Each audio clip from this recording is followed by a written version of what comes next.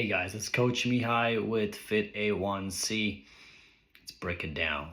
So, diabetes is a metabolic disorder. Now, if you've never heard that before, put your hand up if you've never heard it.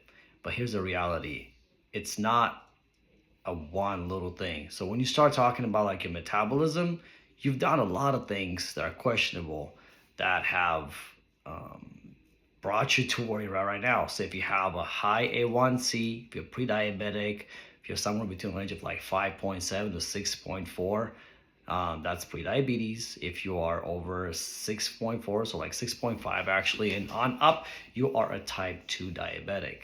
And so if you're in that range, you've done quite a few things that are not optimal with your metabolism. And it's there's so much misinformation out there. Everyone's trying to get their diabetes under control, and they're struggling. They're really struggling because they are looking at it from there's always this just one place, right? And typically, what you hear over and over again is nutrition, right? Carbs, it's carbs, it's carbs. So yes, your nutrition does play a big role into it, but there's a lot of misunderstanding into that as well. And we're gonna get into in a different episode. I'm gonna get into like breaking down nutrition, but I'm really. Here's the reality. There's this whole keto and carnivore, which is just another like way of keto.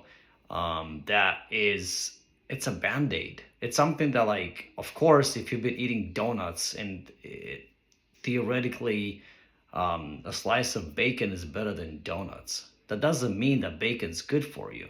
It's still absolute garbage. It's just slightly better. But in the long run, there's so many issues with it. So we're going to break it down in a different one. All right, different episode, I'm going to break this down. For now, yes, nutrition is a part of that. But another thing that's when we start talking about your metabolism, what affects it is exercise, the lack of. What does that look like? Are you getting enough steps in? So you should be walking, you should be getting a decent amount of steps in. You can't expect to have your A1C be in optimal place with like 2,000 steps a day, 3,000 steps a day. What about cardio? That's right, I said cardio. Because cardio and steps is not the same thing. What about resistance training? The one thing that people don't think about is when you're talking about like insulin resistance, you have fat inside the cells. Your body can't use the carbs. You can't use the sugar anymore, right? That's insulin resistance.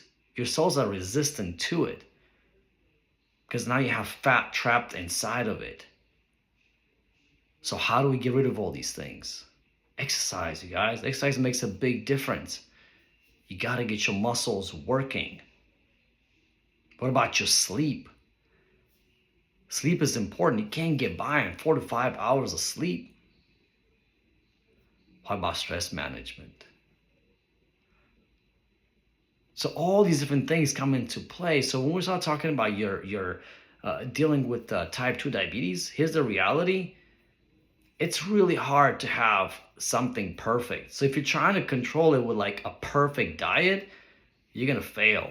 You're going to be right off of, because whatever you think that perfect is, it's probably not.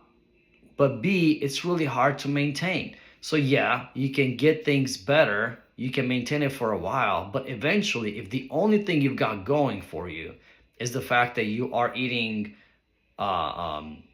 in a way that controls your blood sugar and maybe you're getting some steps in, it's not going to work in the long run. Everything has to come together. And it's not about being perfect. You want to get about 80% of these things right. But if you're getting 80% of all these different things right, then you'll be fine. You'll be able to go into remission. You'll be able to see a reversal of your A1C. You'll be able to bring it down. So there's all these different moving parts. You can't expect that diet alone is going to fix it. It's all metabolism, you guys. It's all about metabolism. I'm going to break it down in the next episodes. Try to break down the metabolism a little bit, break down all these different things and what it takes to control it. So you're not just successful for today and for tomorrow, but for a lifetime. Drop down underneath. I want to see if you have any thoughts, any questions about it. Let me know.